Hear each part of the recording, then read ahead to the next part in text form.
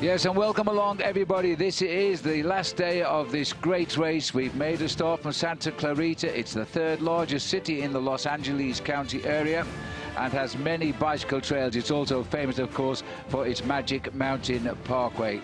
Moving on to the finish line in Pasadena, situated just 10 miles outside of Los Angeles itself. Famous, of course, for the Rose Bowl, which is an historic landmark here in downtown Pasadena, and famous for its football, college football as well. So joining me in the commentary box as we continue to look at the big peloton in pursuit of those 11 riders, I'm Phil Liggett. Alongside me, Christian van der Velde and Bob Roll, while outside on course on the motorbike, Steve Perino, Steve Schlanger here on the finishing line with Jens Vogt, and catching up with the women's race for us will be Laura Winter, because that also finishes having covered the same course of the men today. They're not home yet. So, Christian, 2 minutes 5, the big talking point, Max Schachmann. He's now only 1 minute 25 off that yellow jersey. Yeah, so he has 40 seconds in the pocket right now, so he is the leader on the road right now. Doesn't look like this breakaway is working so well anymore together, but we have a barn burner on our hands here today, Phil. Closing in 2Ks to go. Do not see Jakobsen. Let's see if it is Kasper Asgreen that they are leading out, or Max Riqueze, like you said, Christian.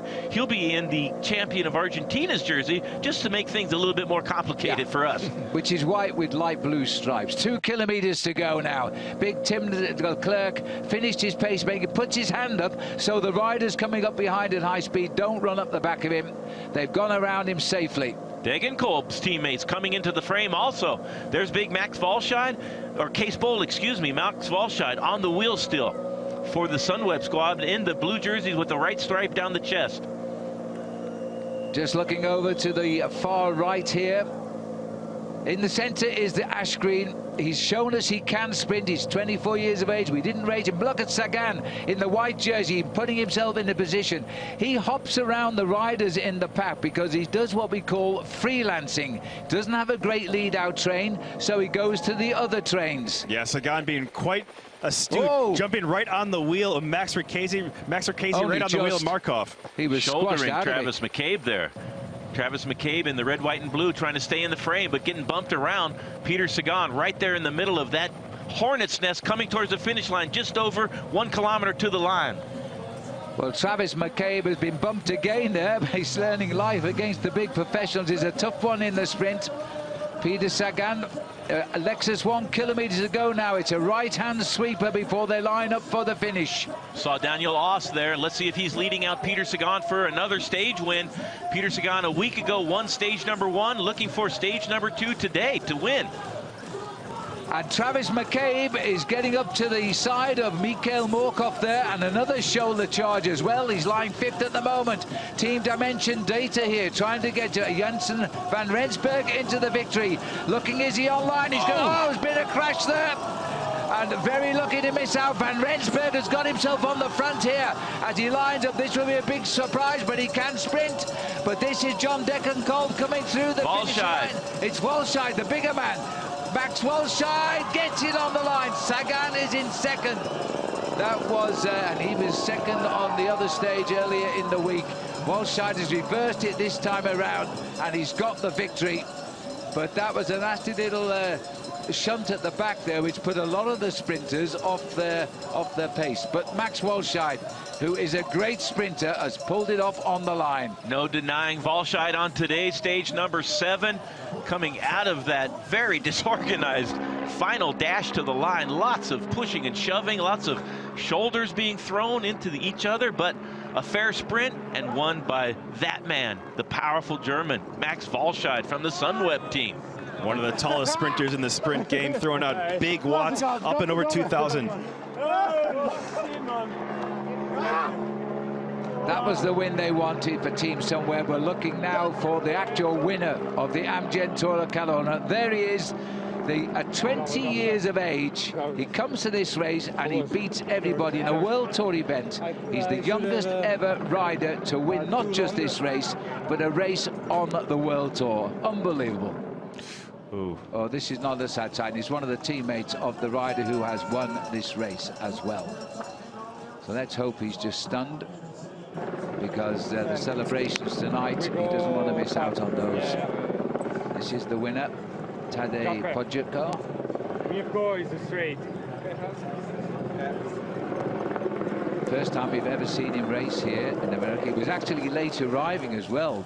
Problems getting away from Slovenia, and he came in the day before the race started. He's so amazingly polite, and really nothing is a problem to him. He talks with the maturity of a veteran professional cyclist, yet here he is now. After this ride, he's probably leading the World Tour. Yeah, I mean, cast your mind back 1 year ago right now when we had Egan Bernal on the top step, and we thought, no one's going to ever be this young again who wins Amgen Tour of California. And now we have this guy even younger. 1 year younger than Egan was last year. Giving a nice congratulations there to Kasper Asgreen, who will be third in the overall standings and winner of the points jersey, most certainly. Which again shows his maturity. You know, just goes up and thanks him. We'll see. Might be close. I'm sure he got some points out on the road, but he might have had to throw some points against Peter Sagan, who got second on the stage. So that competition is going to go down to the wire. See what Asgreen finished on the stage. Yep. If he got no points there, then Peter might have a chance to take that green jersey back. Just take a look at this, Bob. First of all, we'll see the crash here.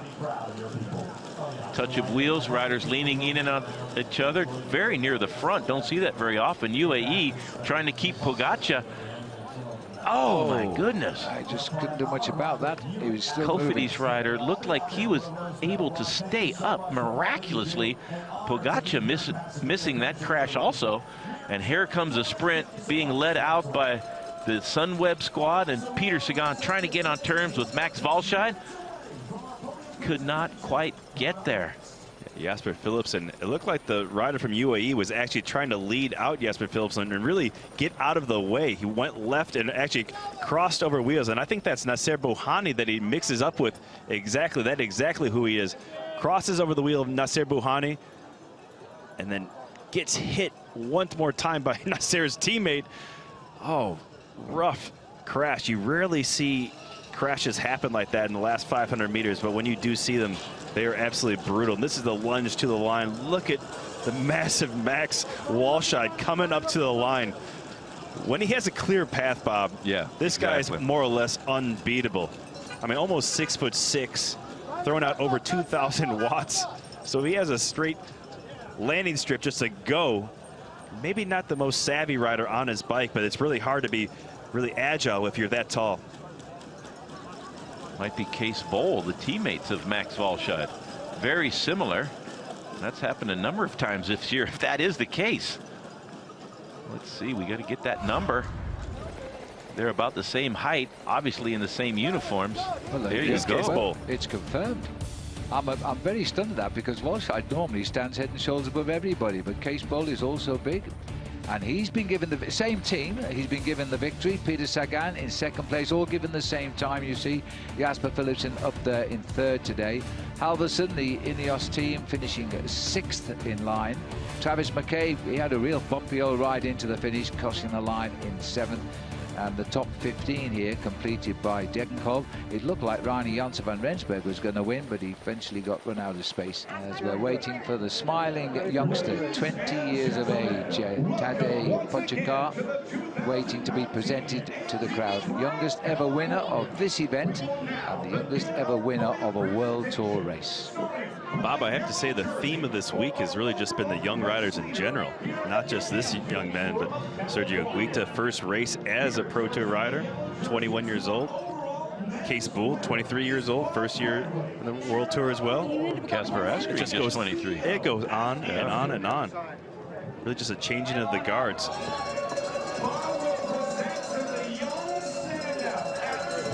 Massive crowd out there. It's the best crowd of the week, I think, here in the Rose Bowl in Pasadena.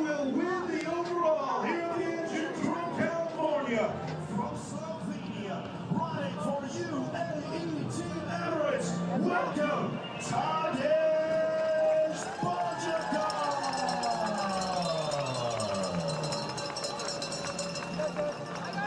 Well, the Californian bear there's almost as big as him. Which one, Tadej or? Both.